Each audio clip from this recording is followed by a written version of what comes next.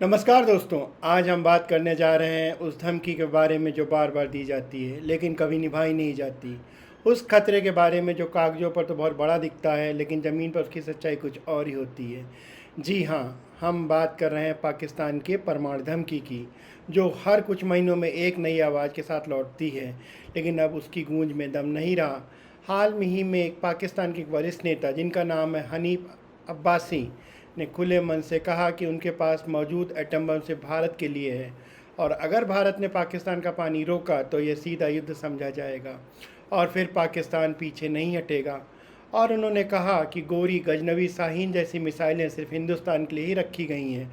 अगर इंडिया ने तमाशा किया तो उन्हें इस्तेमाल किया जाएगा, क्योंकि ये बम सजावट के लिए नहीं रखे गए हैं। अब ये सुनकर कई लोग डर सकते हैं, लेकिन जो लोग पाकिस्तान की हकीकत जानते हैं उन्हें सिर्फ हंसी आती या फिर दया, क्योंकि जब कोई देश अपने ही घर को संभाल नहीं पा रहा हो, तो उसकी इकनॉमी टूट रही हो और उसकी सरकारें एक के बाद एक गिर रही हो, तब उसका समाज आपस में ही बटा हुआ हो, वो देश किसी और को कैसे धमकी दे सकता है। पाकिस्तान में इस वक्त ये हालात हैं कि IMF से लिए गए लोन पर उसकी सांसें चल रही हैं, महंगाई चरम पर है, आम आदमी आटे दाल और रोटी के लिए तरस रहा है और उनकी फ़ौज खुद ही विद्रोह का सामना कर रही है। बलूचिस्तान से लेकर सिंध और खैबर पख्तूनवा तक हर कोने में एक अलगाव की आग जल रही है। बलूच लिबरेशन आर्मी आए दिन फ़ौज पर हमला करती है। सिंध में चोलिस्तान योजना के विरोध में सप्लाई ठप कर दी गई है और खैबर में TTP खुलेआम सेना पर हमला कर रही है। क्या ऐसा देश किसी परमाणु युद्ध के लिए तैयार हो सकता है? नहीं। और अगर उसने किसी पागलपन में ऐसा किया तो उसका अंजाम भी उसे पता है। भारत की परमाणु नीति बिल्कुल साफ है, नो फर्स्ट यूज, यानी जब हम पहले हमला नहीं करते। अगर लेकिन किसी ने हम पर एटम बम से हमला किया तो हमारी जवाबी कार्रवाई ऐसी होगी जिसे शब्दों में बयान नहीं किया सकता है। भारत के पास अग्नि सीरीज की इंटरकॉन्टिनेंटल मिसाइलें हैं, ब्रह्मोस जैसी सुपरसोनिक मिसाइलें हैं, और सबसे बड़ी बात यह है कि भारत की रणनीतिक सोच में संयम है और जवाब देने की ताकत भी है। अगर अब पाकिस्तान सोचता है कि वह हमला करेगा और भारत चुप बैठा रहेगा तो यह उसकी सबसे बड़ी भूल होगी, क्योंकि भारत की जवाबी कार्रवाई से सिर्फ कराची या लाहौर ही नहीं निपटेंगे, पाकिस्तान की राजनीतिक, सैन्य और आर्थिक रीढ़ भी टूट जाएगी। हाँ, एक बात और सोचिए, क्या चीन पाकिस्तान का साथ देगा? नहीं, शायद नहीं नहीं नहीं देगा। चीन का रिश्ता पाकिस्तान से सिर्फ तब तक है जब तक वह भारत को परेशान करने के लिए मोहरा बन सकता है, लेकिन अगर परमाणु हथियार पाकिस्तान चला देता है तो क्या चीन उसको खुद से अलग कर देगा? बिल्कुल, क्योंकि उसकी छवि, उसका वैश्विक व्यापार, उसकी आर्थिक महत्वाकांक्षाएँ किसी युद्ध में बर्बाद नहीं हो सकती। और हाँ, अमेरिका भी पाकिस्तान से तो पहले ही नाराज़ है। एक तरफ तालिबान को पनाह देना, दूसरी तरफ आतंकवाद के खिलाफ लड़ने का नाटक करना, यह दोहरी नीति अमेरिका को मंजूर नहीं है। और दोस्तों, अगर पाकिस्तान ने कभी परमाणु हथियार चलाता है तो अमेरिका उस पर प्रतिबंध लगाएगा, सैन्य सहायता रोकेगा और शायद कूटनीतिक स्तर पर उसे पूरी तरह अलग थलग कर देगा। संयुक्त राष्ट्र भी इस कदम को वॉर क्राइम मानेगा और युद्ध के लिए पाकिस्तान के नेताओं को अंतर्राष्ट्रीय अदालत में खड़ा कर दिया जाएगा, क्योंकि आज की दुनिया में कोई भी देश, चाहे वो अमेरिका हो या रूस या कोई भी देश, परमाणु युद्ध नहीं चाहता है।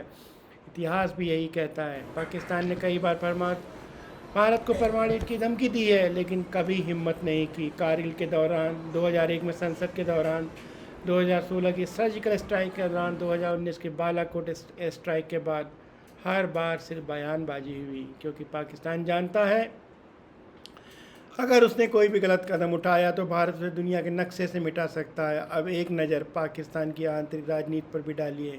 कभी फ़ौज प्रधानमंत्री को गिरा देती है, कभी कट्टरपंथी संगठन राजधानी को जाम कर देते हैं, कभी जनरल अपने ही नागरिकों पर गोली चलवाते दिखते हैं। क्या ऐसा देश युद्ध की स्थिति में टिक पाएगा?